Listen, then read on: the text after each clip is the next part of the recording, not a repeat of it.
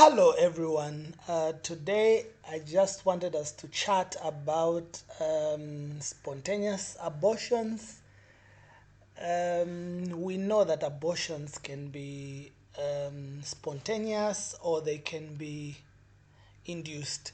We say induced when really there's been some human interference, and we say spontaneous when it's perceived that there's no human interference. This line might be blared, but for the sake of our discussion, that's what spontaneous means, and that's what induced means.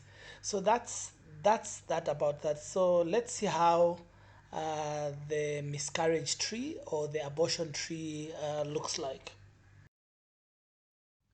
So, an abortion is simply defined as loss of a pregnancy before the age of fetal viability.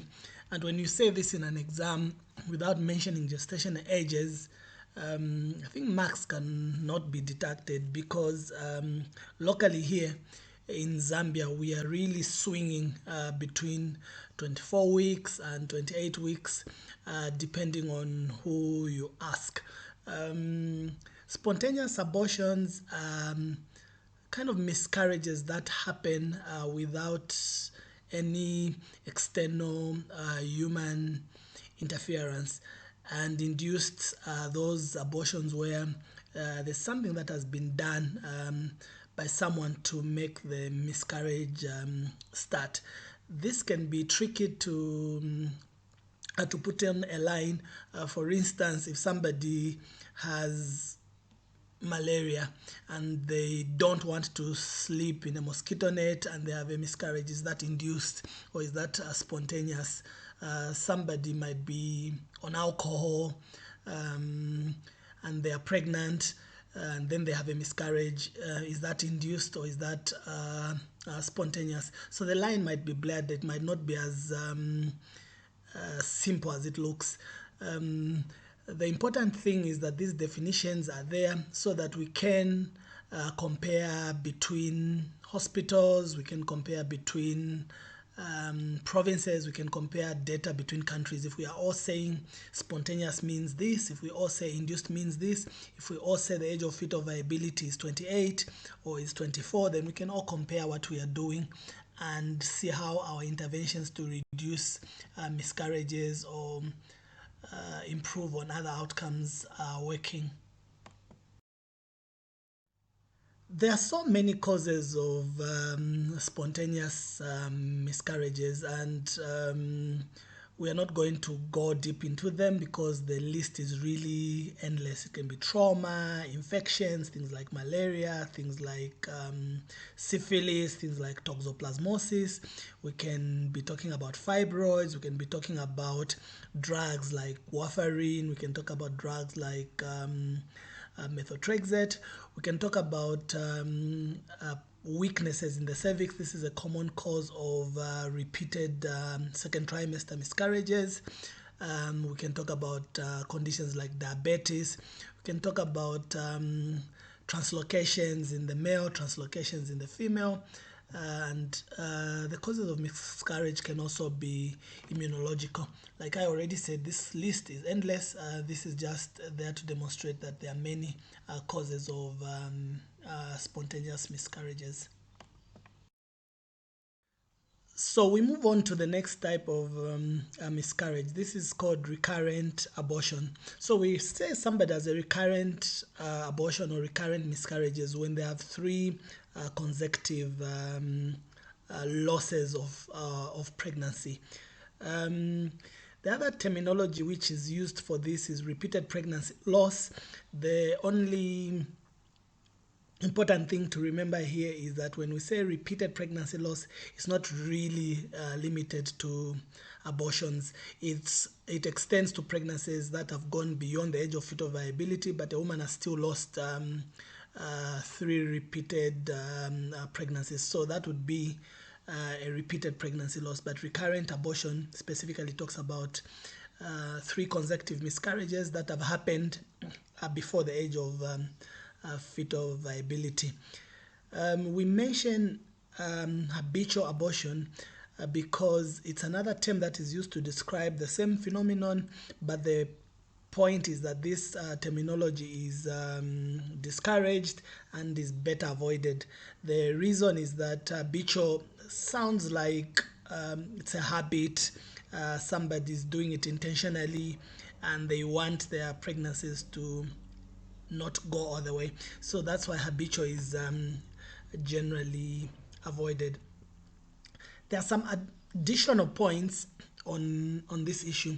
One issue is that some schools of thought are that why should we have consecutive miscarriages before we say pregnancy, repeated pregnancy loss or recurrent abortion? So some people think that we just need to have 3 miscarriages. They don't need to be consecutive for us to call them repeated pregnancy loss. The other additional thing is that some people also feel that that definition should start on 2 and not on 3, because how do you wait for 3 losses for you to cause something repeated pregnancy loss and then put in interventions? So that is another issue about repeated pregnancy loss. So some people feel that that diagnosis should be made once somebody has lost 2 consecutive pregnancies. The treatment for recurrent pregnancy losses is really dependent, of course, on the cause.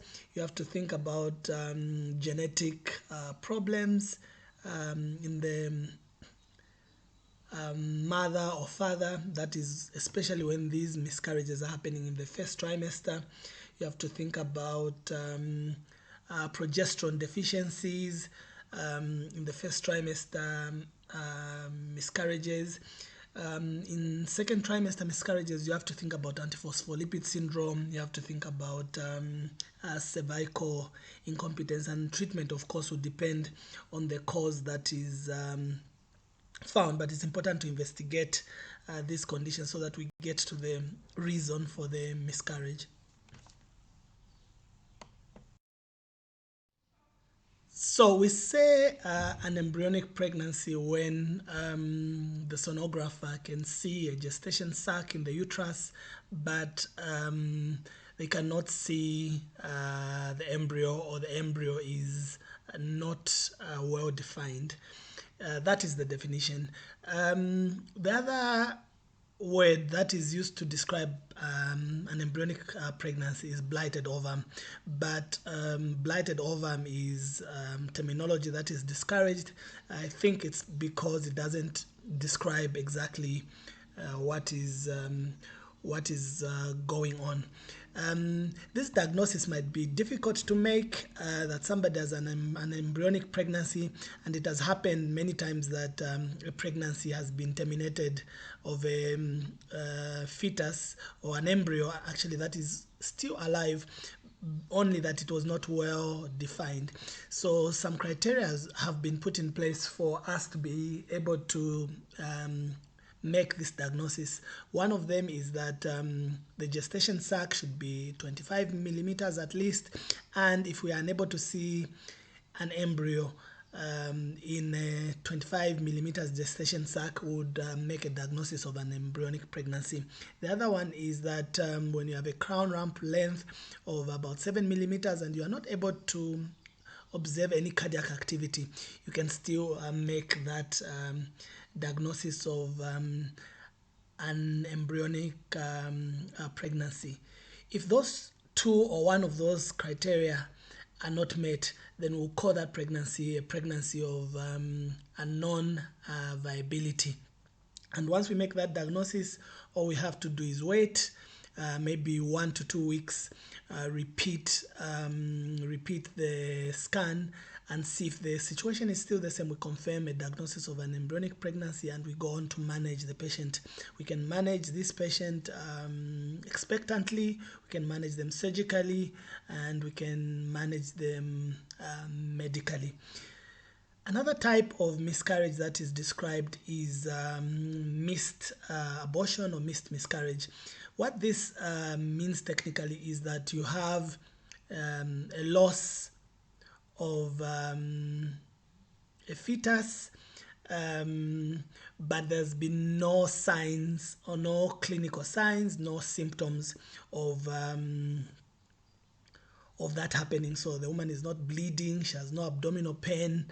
Um, and sometimes what happens is that the woman, if the gestation is advanced, if the pregnancy is advanced, she just starts to lose the signs of signs and symptoms of pregnancy. That would be the way you would diagnose a missed abortion. It's important to add here that even the word missed abortion is kind of being discouraged, because it does not say exactly what's going on. We have an embryonic pregnancy to describe the embryonic period, and we know that the fetal period starts around 8 to 10 weeks. So the recommendation is that maybe we need to say early fetal demise and late fetal demise to replace the word missed abortion, because it misses a lot of information. It doesn't give us a lot of information of what's happening. But when we say early fetal demise and we say a late fetal demise, it gives us a lot of information. So that is about a missed miscarriage. Missed miscarriage obviously would be managed according to the gestation age and so on. So it depends on whether you have an early fetal demise, where you can use surgical methods, you can use medical methods, you can use expectant management. If you have late fetal demise, of course you have a risk of disseminated intravascular coagulation, and you have time that you can wait if you are going to do the management expectantly in carrying the concern of disseminated intravascular coagulation. So the management really depends on whether it's early or late fetal demise.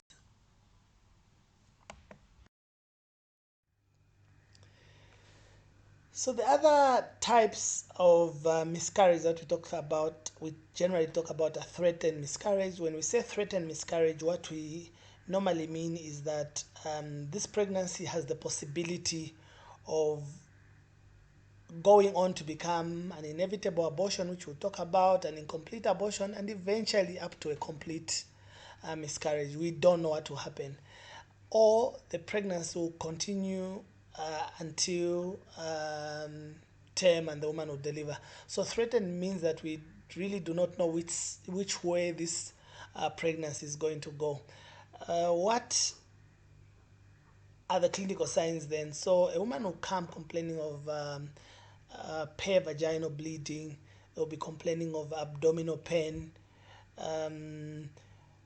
But when we examine them, we might find some abdominal tenderness. We find a uterus that is size that is consistent with the gestation age. When we do a vaginal exam, we find that the os is closed. There might be some blood on the gloves, but the blood won't be a lot.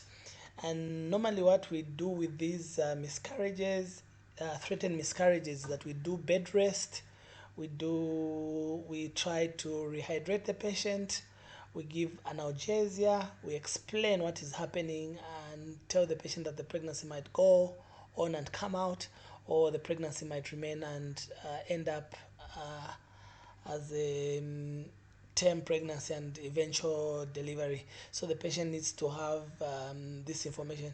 No one really knows if these interventions are very effective, but what we do not normally do is give what some people give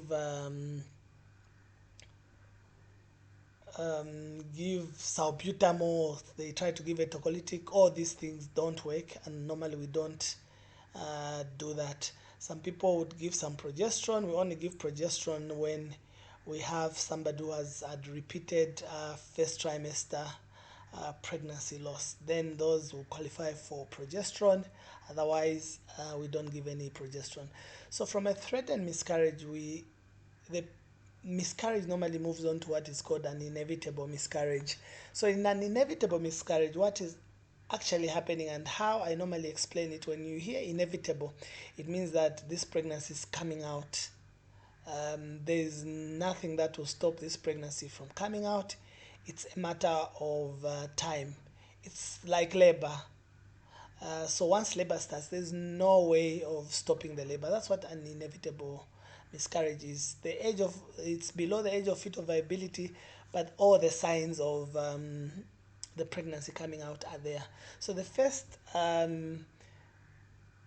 type of inevitable abortion is what we'll see is that the woman will be complaining of abdominal pain, they'll complain of vaginal bleeding. When we examine them, we'll find that there might be some tenderness in the abdomen, the superficial height or the size of the uterus will be consistent with the gestation age. The other thing we'll find is that on vaginal exam is that there'll be some blood on the gloves. The woman will be dilated, the cervix will be effaced. If it's a big pregnancy, we might find that the membranes are even bulging. Sometimes the membranes are even ruptured. That would be a definition for an inevitable abortion. The other type of inevitable abortion is one where there is severe bleeding. So this pregnancy, maybe she's not very dilated, but there's a lot of bleeding, and the os is maybe even closed, but there's a lot of bleeding. So that is inevitable, because we are not going to let that woman bleed. We are not going to let a woman who's bleeding continue bleeding. We are going to intervene and evacuate the uterus and kind of stop the bleeding. So severe bleeding can also be a way to define an inevitable abortion, because it calls for a management of evacuation and stopping of the bleeding. So that's an inevitable abortion. Then we move on to an incomplete. An incomplete is where some products of conception have come out, but some have remained. And the woman will tell you that she passed a clot, she passed something white from the private parts.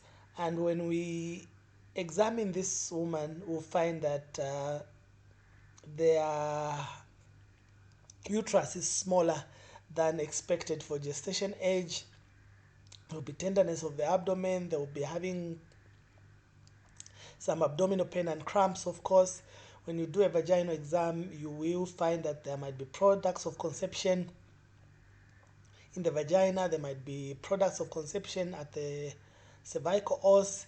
The os will be open, and that would define what an incomplete abortion is. The other thing we need to remember is that a septic abortion is also a kind of incomplete abortion. So, but this incomplete abortion has been complicated by infection.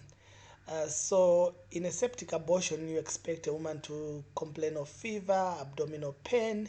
They might come in shock because of sepsis. You do a blood pressure is low, the pulse is high. You examine the abdomen, it's tender.